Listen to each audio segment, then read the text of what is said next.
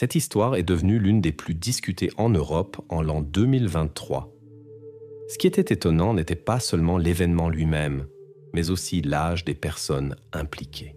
La raison du conflit entre les participants à cet incident était si minime que les psychologues de premier plan ne pouvaient pas comprendre comment cela avait pu se produire. Certains participants à cette histoire restent anonymes dans cette vidéo, comme l'exige la loi du pays. Louisa, l'héroïne de notre histoire d'aujourd'hui, vivait en Allemagne et a eu 12 ans en l'an 2023. Elle fréquentait l'école locale et obtenait de bons résultats. Louisa était modeste et timide, ce que ses pairs interprétaient parfois comme une faiblesse. Elle évitait les conflits. C'est pourquoi certains enfants ont commencé à la harceler. Malgré son jeune âge, Louisa subissait l'hostilité de ses pairs sans raison apparente. Certaines filles ont commencé à la harceler fortement, et il semblait que cela ne finirait jamais. Louisa a décidé de gérer elle-même les difficultés qui étaient apparues. Elle a choisi de ne pas informer ses parents et de ne pas demander d'aide aux enseignants. 2 filles âgées de 12 et 13 ans l'attendaient régulièrement après les cours et l'accompagnaient chez elle avec des remarques moqueuses. Elle choisissait le moment de manière à ce que les adultes ne remarquent pas leurs actions. En classe aussi, la situation restait difficile. Pendant les pauses, les filles trouvaient des moyens de ridiculiser Louisa devant les autres élèves, sans que les enseignants ne le remarquent. Auparavant, elles étaient toutes de bonnes amies, mais après une dispute, leur relation s'est détériorée. Louisa espérait que tout se rétablirait et qu'elle pourrait redevenir amie comme avant. Mais la situation n'a fait qu'empirer et après quelques mois, cela se produisait quotidiennement. Il semblait que les filles venaient intentionnellement à l'école pour continuer ainsi. Louisa avait peur de réagir à leur comportement. Pourtant, elle a essayé de leur parler, mais sans succès. Leur impunité n'a fait qu'encourager les filles à poursuivre leurs actions.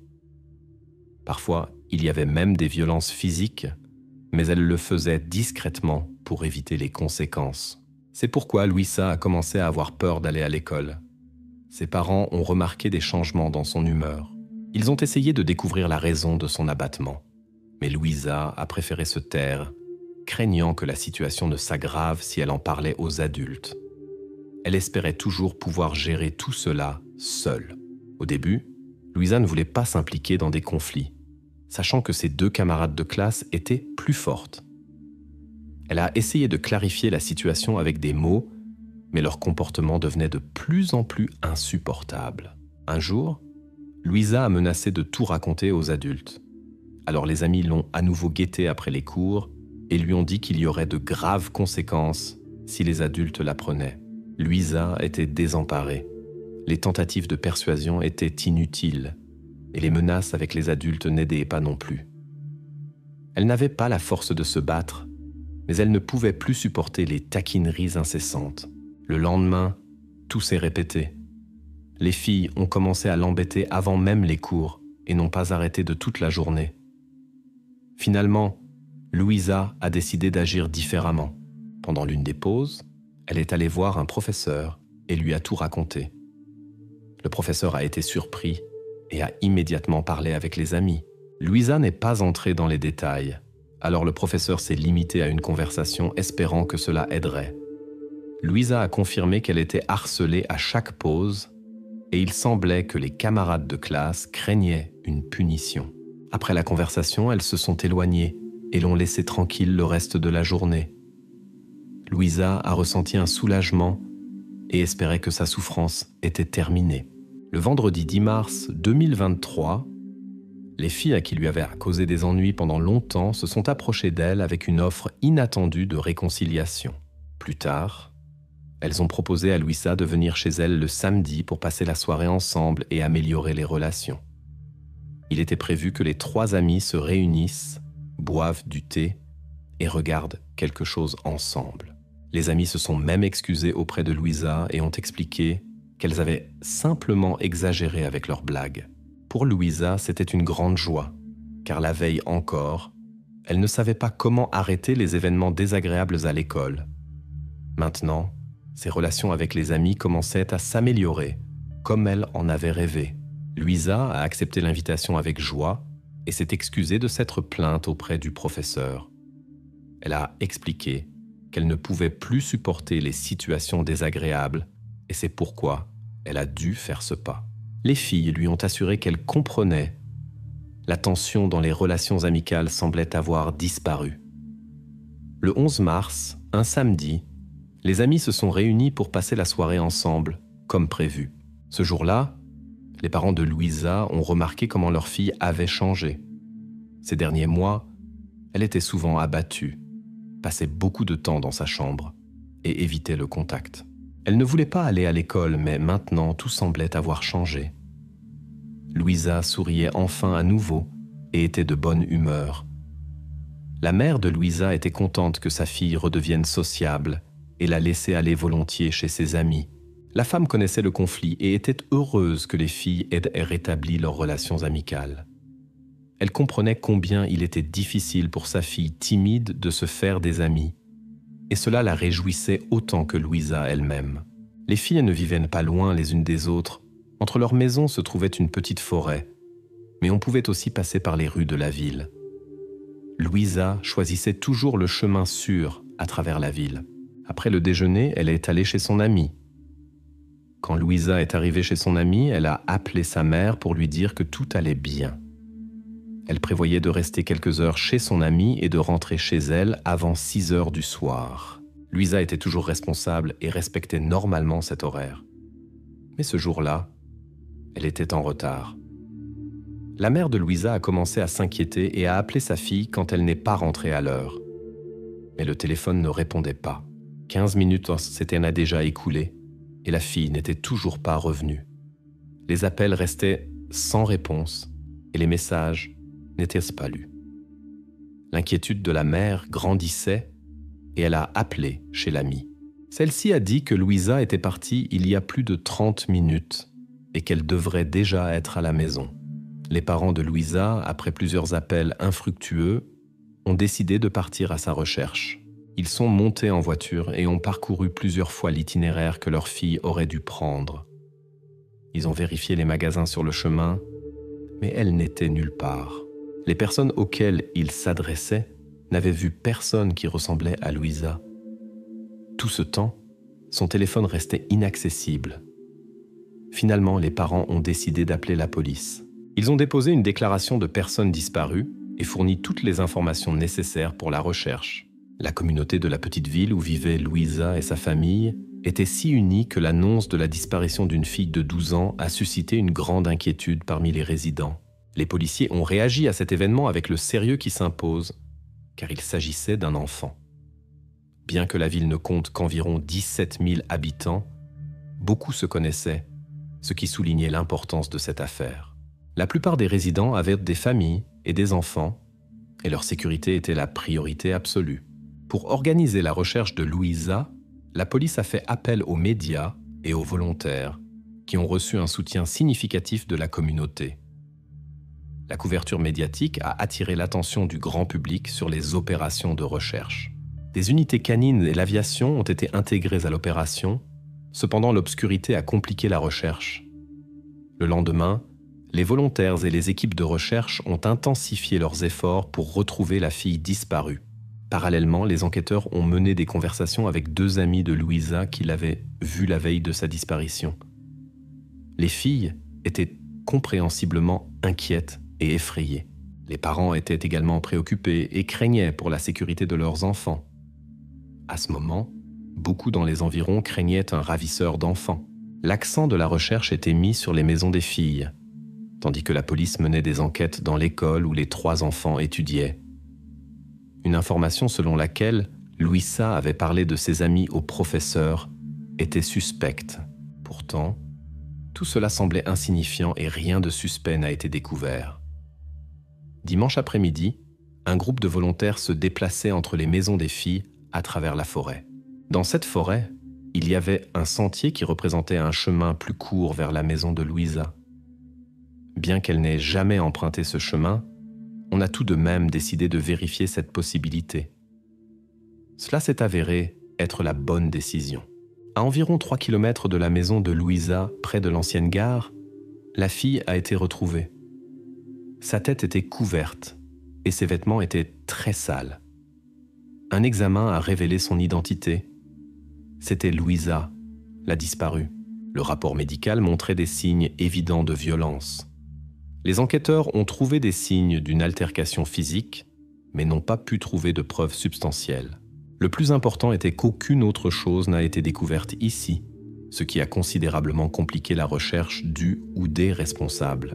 Selon les autorités, ils avaient affaire à une personne qui nourrissait une forte antipathie envers la jeune fille. La nature des preuves indiquait que cette personne était dans un état d'excitation.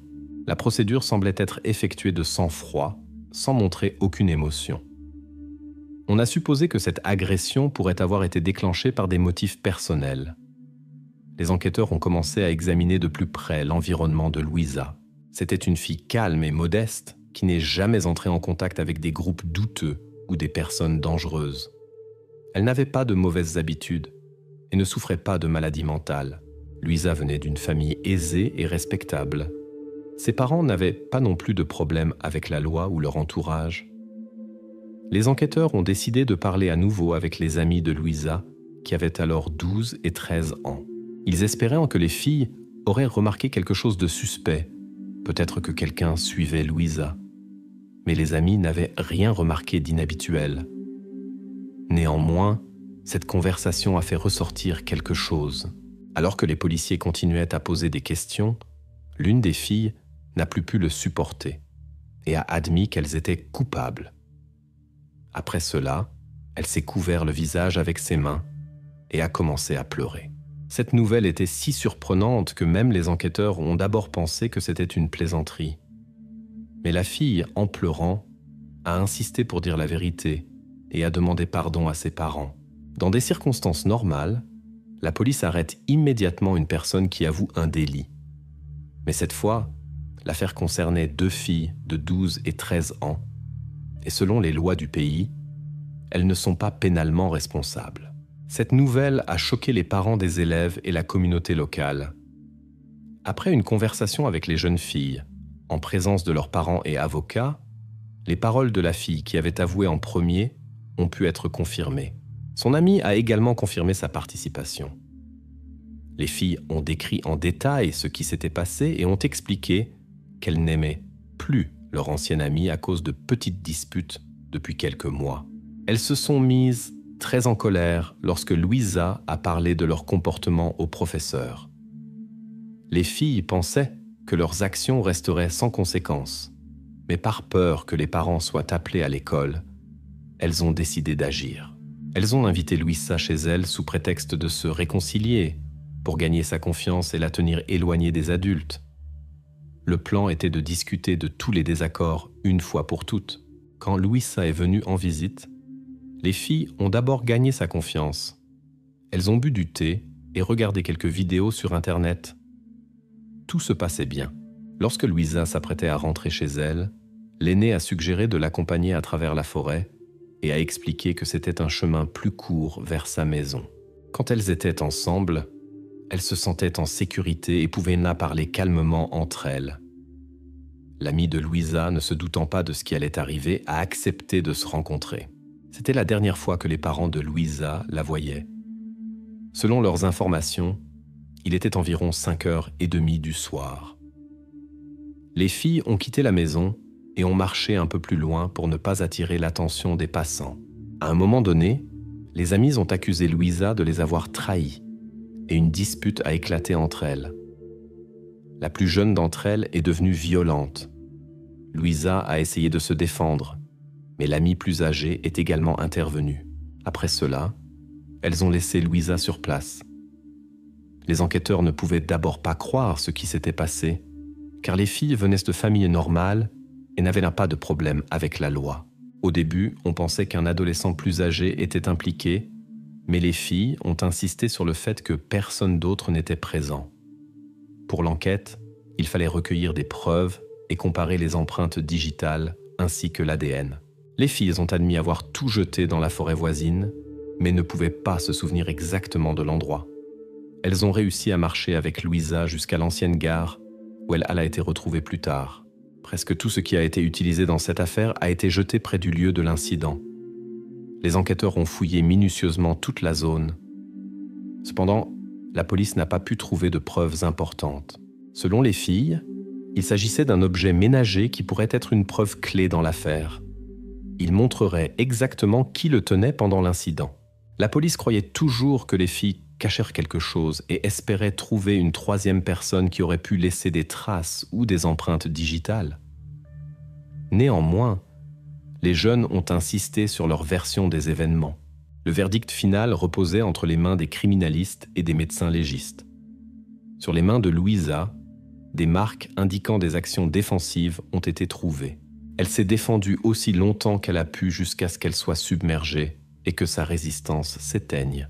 L'enquête a révélé que seul l'ADN de 3 personnes a été trouvé sur les lieux. Celui de Louisa elle-même et celui des 2 élèves reconnus.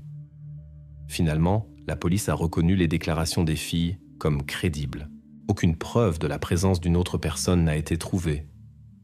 Selon la loi allemande, la responsabilité pénale commence à l'âge de 14 ans. Par conséquent, aucune des filles n'a pu être arrêtée ou punie. Néanmoins, tous les documents ont été transférés à l'Office de protection de la jeunesse, qui devait prendre en charge le travail ultérieur avec les adolescentes. Le lundi, l'école où les jeunes étudiaient a rouvert ses portes. Des psychologues sont venus pour offrir aide et soutien aux élèves effrayés. Les spécialistes ont travaillé à l'école pendant 3 jours, reportant les cours. Ils ont mené des discussions avec les élèves les plus touchés et organisé des réunions de groupe dans les classes. Les psychologues ont aidé les enseignants à établir le contact avec les enfants et à comprendre leur état. Même après les 3 jours, ils ont poursuivi leur rencontre avec les élèves. Après cela, les cours ont repris en mode normal. En signe de respect, les drapeaux nationaux dans toute la ville ont été mis en berne. Le 22 mars, une cérémonie d'adieu privée a eu lieu à la demande des parents. À l'endroit où Louisa a été retrouvée, les habitants de la ville ont établi un mémorial improvisé. Il s'est avéré que les filles montraient encore peu de signes de remords pour ce qui s'était passé, bien qu'elles aient pleuré au commissariat. Elles se sont rapidement remises et n'ont pas montré de compassion particulière. Peu après, elles ont affiché sur les réseaux sociaux un comportement que beaucoup ont jugé inapproprié et insouciant. Plus tard, leurs comptes ont été supprimés en raison de nombreuses plaintes. Elles communiquaient calmement avec leur père comme si rien ne s'était passé. On sait qu'elles ont été confiées pendant un certain temps aux autorités de la jeunesse, où psychologues et psychiatres ont travaillé avec elles. Il était nécessaire de déterminer si elles avaient des problèmes mentaux et si elles avaient besoin d'un traitement. Selon les lois du pays, elles ne seront pas tenues responsables de ce qui s'est passé. La procédure d'enquête menée par le parquet est terminée et l'affaire a été classée. Aucune preuve n'a été trouvée pour soupçonner quelqu'un d'autre. Le procureur a souligné que les émotions ont joué un rôle important dans cette affaire. Les parents de Louisa étaient profondément choqués et ne pouvaient pas accepter cette décision. Ils ne pouvaient pas se réconcilier avec le fait que les responsables n'aient pas à subir les conséquences attendues. Leur indignation et leurs actions actives ont attiré l'attention du public sur cet incident. La situation a été discutée à tous les niveaux et la question des défaillances du système juridique allemand a émergé. Le public était indigné qu'un système juridique qui permet de tels événements ne puisse pas punir adéquatement les coupables. Le mécontentement massif a conduit les familles des jeunes impliqués dans l'incident à être forcés de quitter la ville. Les parents de ces jeunes étaient constamment critiqués par les habitants, qui étaient préoccupés par ce qui s'était passé et ne voulaient pas vivre près d'eux. Finalement, les familles ont déménagé en raison des conditions défavorables. Pendant ce temps, les jeunes restent dans une institution d'État et leurs parents maintiennent le contact avec elles. En fin de compte, ce sont les parents de ces jeunes qui ont le plus souffert des actes de leurs enfants. En raison des lois allemandes strictes protégeant la confidentialité, les détails de cette affaire sont restés longtemps inconnus. L'histoire dont il sera question ici nous fait réfléchir sur le côté inquiétant de la nature humaine. Les psychiatres constatent que certains criminels trouvent du plaisir à traquer leurs victimes. Ellen Wake, tendrement appelée Ellie par ses proches, est née à Minneapolis, Minnesota. Elle avait une vie tranquille et des parents attentionnés. La jeune femme avait des dispositions artistiques. Elle s'intéressait au scrapbooking, à la danse, fabriquait des bijoux à partir de métaux simples et aimait beaucoup la musique. Peu après la naissance d'Ellie, la famille Wake a déménagé à Westchester, Ohio. Elle y vivait avec ses parents et son animal de compagnie, un gecko. Dès son plus jeune âge, elle manifestait une grande curiosité et pouvait salir sa plus belle robe si quelque chose attirait son attention. La nature était sa passion. Elle voulait explorer tout ce qui l'entourait sans se soucier des détails comme les vêtements salis. Avec le temps, le cercle d'intérêt d'Ellie s'est constamment élargi. Elle a commencé à cultiver des plantes, à coudre des hamacs et, à l'été 2018, elle a obtenu sa licence d'esthéticienne. La jeune femme rêvait de devenir indépendante et, comme elle le disait, de rendre le monde un peu plus beau. Tout allait bien jusqu'à ce qu'Ellie reçoive un jour un message désagréable d'un profil caché sur les réseaux sociaux. Au début, elle n'y a pas prêté attention, pensant que c'était juste une blague ratée. La situation est devenue progressivement plus préoccupante. Ellie recevait quotidiennement d'étranges messages sur les réseaux sociaux provenant de différents profils inconnus. Les tentatives de blocage n'ont pas résolu le problème. À peine un compte était-il supprimé qu'un nouveau apparaissait, parfois, le jour même. Une situation similaire s'était produite 1 an auparavant, mais à l'époque, tout s'était rapidement terminé. Après quelques blocages, les messages indésirables avaient disparu. Maintenant, l'inconnu faisait preuve de persistance et utilisait différentes plateformes et appareils, ce qui a suscité de sérieuses inquiétudes chez la jeune femme qu'elle a partagée avec ses proches. Mais ce n'était que le début. Après environ 1 mois de telle pression, Ellie a reçu un enregistrement vidéo la montrant dans sa cuisine. L'expéditeur l'avait filmée par la fenêtre depuis l'extérieur, puis avait ajouté des enregistrements inappropriés de lui-même. La situation dépassait clairement le harcèlement Internet ordinaire et prenait un caractère menaçant. Il était évident que le harceleur connaissait l'adresse d'Ellie, c'est pourquoi elle a décidé de s'adresser à la police. Elle discutait souvent de la situation avec son amie Anna, qui s'inquiétait beaucoup pour sa sécurité. C'est Anna qui a insisté sur l'implication immédiate des forces de l'ordre et a convaincu Ellie que seuls eux pouvaient fournir la protection nécessaire. Suite à cela, Ellie s'est rendue au poste de police et a déposé une plainte officielle.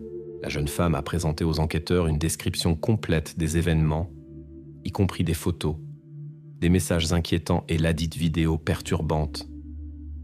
Les enquêteurs ont tenté de déterminer si le harceleur aurait pu connaître Ellie. Elle n'avait qu'une seule suspicion. L'un des comptes s'appelait Mickey, et elle avait autrefois connu quelqu'un nommé Michael. Bien que leur relation ne se soit pas bien terminée, elle croyait qu'il n'avait aucune raison pour un tel comportement. Tout s'était passé il y a 1 an. Il avait rompu tout contact depuis longtemps et avait probablement continué sa vie. Les représentants de la loi lui ont conseillé de suivre des cours d'autodéfense et d'éviter les promenades nocturnes. Malgré sa recherche d'aide, la situation ne semblait pas leur causer d'inquiétude particulière. Après une autre plainte, il est devenu clair. Puisque l'inconnu n'avait formellement violé aucune loi, il ne pouvait pas prendre de mesures. Ellie a pris les recommandations au sérieux et a commencé à suivre des cours d'autodéfense avec sa mère. Cependant, cela n'a rien changé à la situation. Les messages inquiétants continuaient d'arriver presque quotidiennement. Les enquêteurs n'ont pas pu retracer la source de ces messages en raison du système de cryptage complexe. Il était évident que l'expéditeur cachait soigneusement son identité. Bien qu'il y ait eu des moyens de contourner la protection, cela nécessitait un temps considérable. Les forces de l'ordre n'ont pas montré un zèle particulier dans l'enquête, et Ellie a dû faire face à la situation seule. Elle espérait une fin rapide à ce cauchemar, mais la peur ne faisait qu'augmenter. Dans la semaine suivant la plainte à la police, l'inconnu est apparu 2 fois près de la maison. Même la mère d'Ellie l'a vu. Les 2 fois, la femme est sortie pour inspecter les lieux mais n'a trouvé personne. Les policiers patrouilleurs arrivés n'ont pu trouver personne non plus. Malheureusement, la pression constante a montré ses effets. Après ces événements, Ellie a commencé à craindre d'être seule à la maison. Les amis restèrent souvent pour la nuit. La mère essayait aussi d'être à proximité pour que Safia puisse trouver au moins un peu de tranquillité. Le mystérieux harceleur s'introduisait sans effort sur la propriété sans laisser de traces. Pendant cette période, Ellie se trouvait dans un état dépressif et souffrait d'insomnie. Toutes ses pensées n'étaient occupées que par des questions de sécurité personnelle et d'autodéfense. Heureusement, après seulement une semaine, une piste importante est apparue. Ellie a découvert un nouveau compte Snapchat sous le nom de Mickey Mickey. Elle s'est souvenue que son ex-partenaire s'appelait Michael Strauss. Après avoir pesé les faits, la jeune femme s'est à nouveau adressée aux forces de l'ordre. Mais le même agent a encore ignoré ses préoccupations. Selon la police, ils avaient des affaires plus importantes à traiter que de s'occuper des anciens admirateurs de la jeune femme.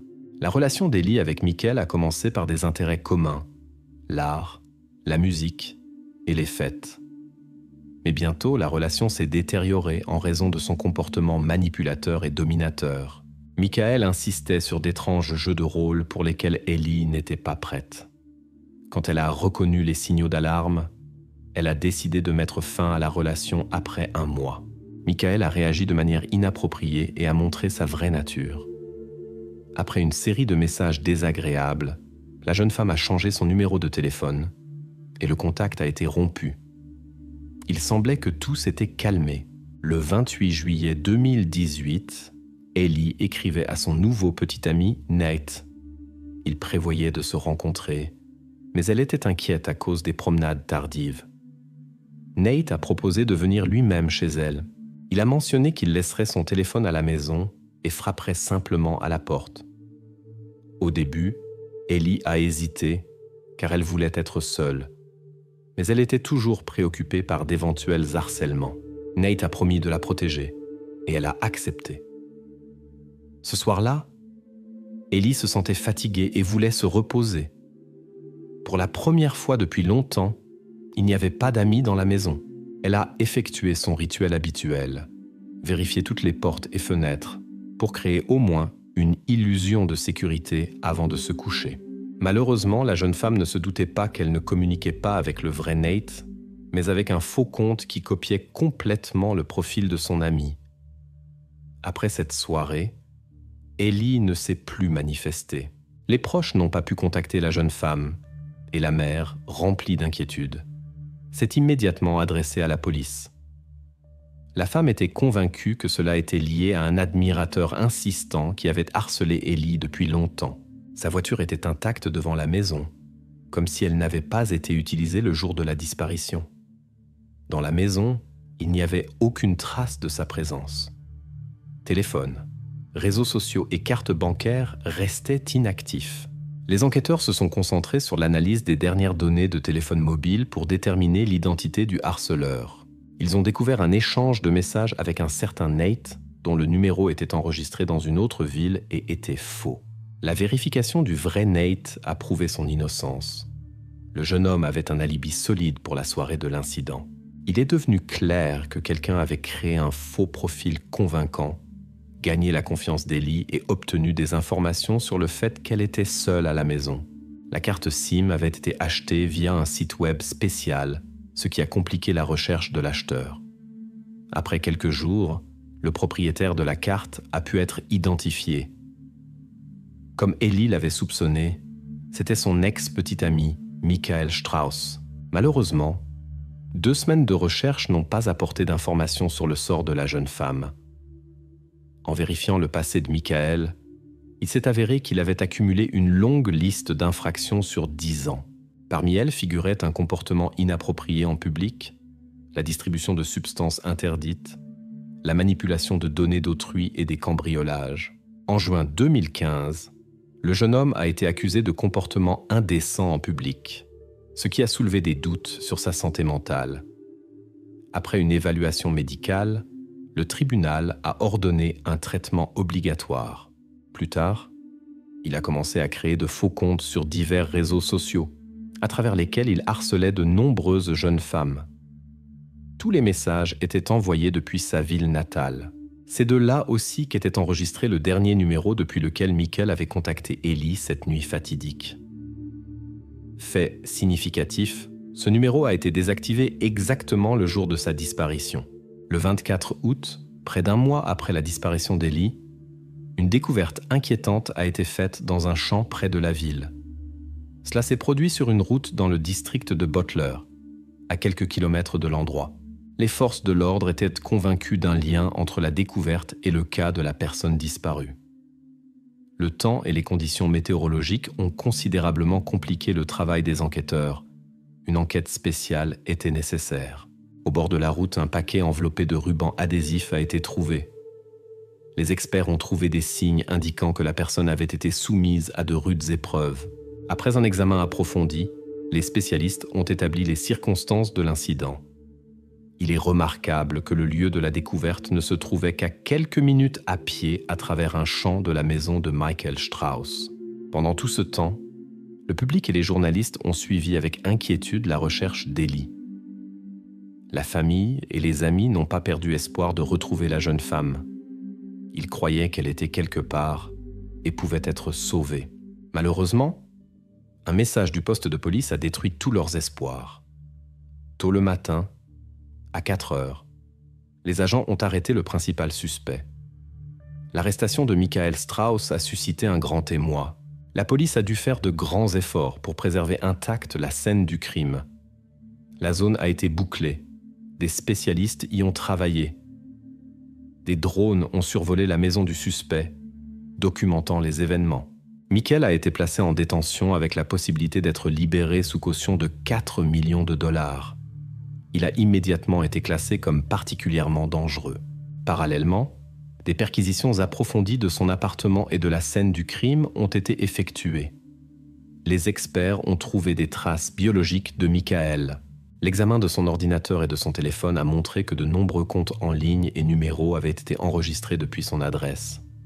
Il échangeait constamment pour continuer à poursuivre sa cible, même après les blocages. Dans l'historique de recherche, on a trouvé des informations sur divers actes illicites, des connaissances juridiques et les peines possibles. Il a montré un intérêt particulier pour une affaire concernant un criminel de Cincinnati.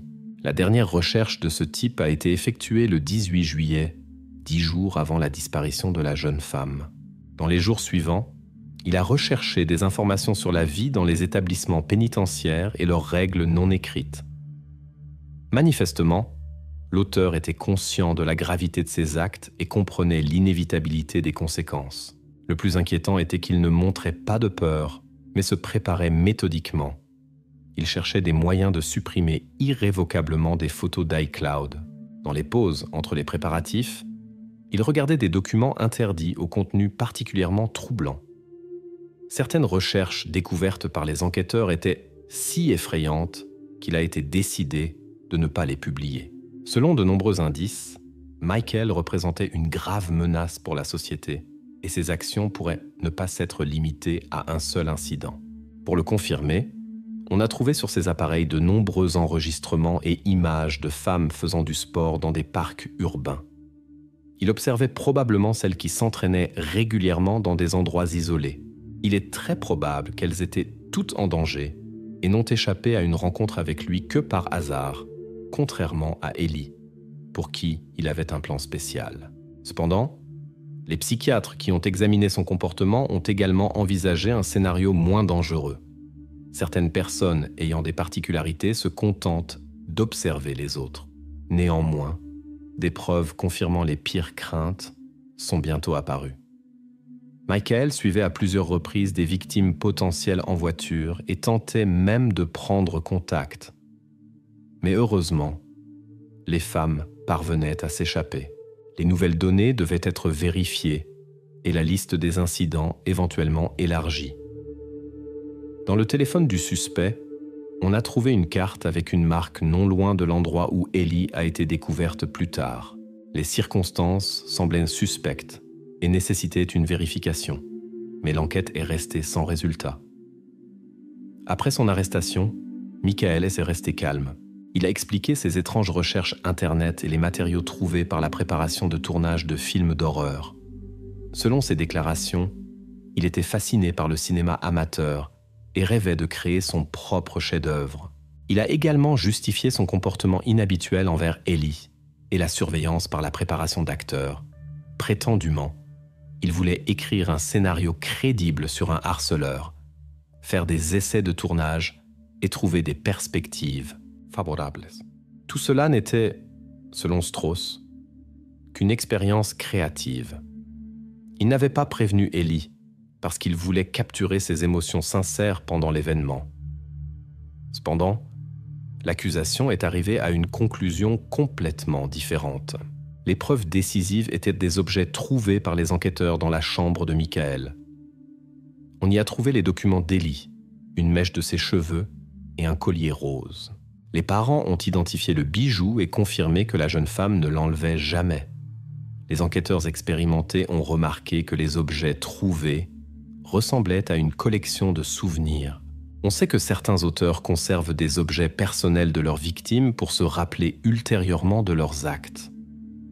Lors des interrogatoires, Michael se comportait de manière provocante et arrogante.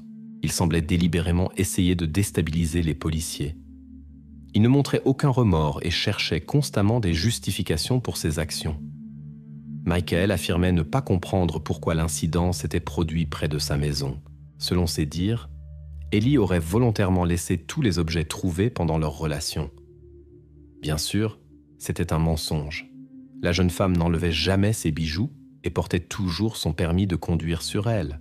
Heureusement, sous la pression des enquêteurs, le suspect a commencé à dire la vérité. Après plusieurs heures d'interrogatoire, Michael a changé sa déclaration et a décrit ce qui s'était passé comme non intentionnel. Selon sa version, il avait convenu avec Ellie de tourner un film au contenu particulier, pour lequel il lui avait promis une grosse somme d'argent.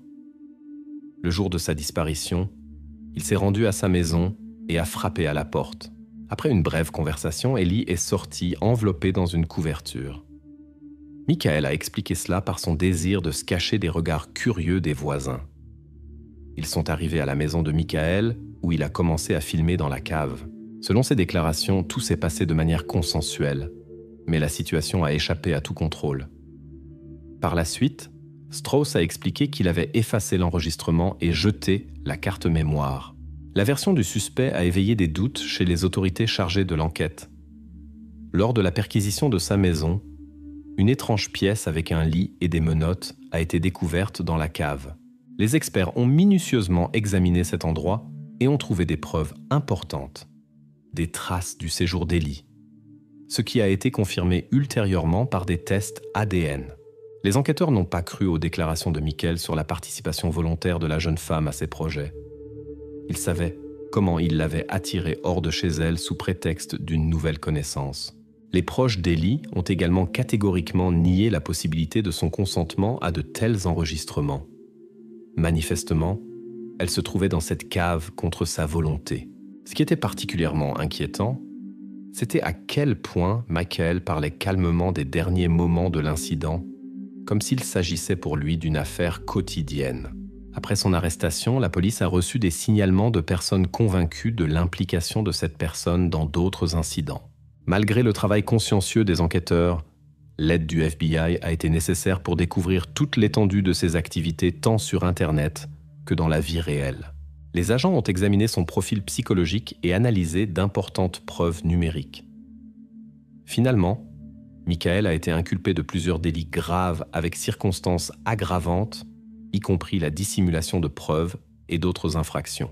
La base de preuves comprenait plus de 800 pages et tous les documents ont été présentés aux jurés pendant le procès. Cependant, la défense s'en est tenue à une autre version des événements. L'avocat affirmait qu'Ellie avait elle-même consenti à l'enregistrement et compris les conséquences possibles. Il insistait sur le fait qu'il n'y avait pas de préméditation préalable. Le défenseur a tenté de construire une version selon laquelle Ellie avait des problèmes avec son état mental et ce qui s'était passé pourrait être lié à une prise incorrecte de médicaments. Mais l'accusation disposait des résultats d'une expertise médicale montrant l'absence de tout médicament ou alcool dans l'organisme de la jeune femme. Les suppositions de l'avocat sur son état mental ont profondément affecté les proches, car l'inquiétude d'Ellie est née précisément de l'attention persistante de Michael. Après les audiences préliminaires, l'accusé a étonnamment reconnu sa culpabilité. Pour la famille, cela signifiait la fin d'un processus éprouvant. Ils n'ont pas eu à entendre tous les détails pénibles de ce qui s'était passé. Cependant, cette décision a également conduit à une réduction de peine. Au moins 6 chefs d'accusation ont été abandonnés dans le cadre d'un accord de procédure. Lors de la séance finale, Strauss s'est adressé aux proches d'Ellie avec un long discours et a exprimé ses regrets pour ce qui s'était passé. « Je vous en prie, croyez-moi de tout cœur. Je n'ai jamais voulu faire de mal à personne. S'il y avait un moyen de tout changer, j'échangerais ma place avec Ellie, sans hésiter. » Les proches de la jeune femme ont perçu ces paroles comme une manipulation supplémentaire. Plus tard, la mère du jeune homme a rencontré personnellement la famille d'Ellie pour exprimer ses profonds regrets. Elle n'arrivait pas à croire qu'elle avait élevé pendant toutes ces années une personne capable de telles choses. Son remords semblait beaucoup plus sincère. L'accusation a insisté sur la peine maximale. La défense a, comme prévu, demandé la clémence. Michael a été condamné à une longue peine de prison avec possibilité de libération conditionnelle après 15 ans. En plus, il a reçu 1 an et demi pour harcèlement et menaces, ainsi qu'1 an pour comportement inapproprié. Toutes les peines doivent être purgées consécutivement. Selon le juge, l'accusé méritait une chance de rédemption. Compte tenu du temps déjà passé en détention provisoire, sa première possibilité de libération se présentera en l'an 2036, la suivante en l'an 2041. Cette décision a suscité l'indignation de la famille Wake. Ils ont annoncé qu'ils seraient présents à chaque réunion de la commission pour empêcher sa libération. Beaucoup se préoccupaient encore de la question des raisons de ce qui s'était passé. Pourquoi Michael a-t-il fait cela 1 an après la séparation? Pourquoi ne pouvait-il pas continuer à vivre? Lui-même n'a donné aucune explication claire et a continué à parler d'un accident pendant l'enregistrement. L'accusation soupçonnait que l'enregistrement aurait pu être réellement effectué, mais dans d'autres circonstances, en raison d'intentions malsaines. Après l'incarcération de Michael, les proches d'Ellie se sont adressés au parquet. Les proches ont exigé que tous les agents de l'ordre qui n'avaient pas pu aider la jeune femme lorsqu'elle avait demandé protection soient tenus responsables. Une enquête interne a été ouverte. Il s'est avéré que l'un des enquêteurs avait commis de graves violations. Il n'a pas effectué de documentation appropriée ni d'enquête approfondie sur les plaintes d'Ellie pour harcèlement. En conséquence, cet officier a été suspendu de ses fonctions. En détention, Michael a partagé des informations troublantes sur Ellie avec son compagnon de cellule et a laissé entendre qu'elle n'était pas la seule concernée. Cela a confirmé les craintes de la police et les témoignages selon lesquels Michael avait également harcelé des femmes auparavant. Dans sa conversation avec son compagnon de cellule, il a mentionné une certaine Shelly, qu'il avait traitée de manière similaire et qu'il avait ensuite laissée près d'un ruisseau à proximité de la ville. La police a vérifié cette information mais n'a trouvé aucune confirmation. En janvier 2018, la police a reçu un signalement concernant un incident dans le parc. Un inconnu vêtu d'un sweat à capuche noire et portant un masque a attaqué une jeune femme qui faisait son jogging. Il a tenté de la traîner dans les buissons et lui a ordonné de se taire.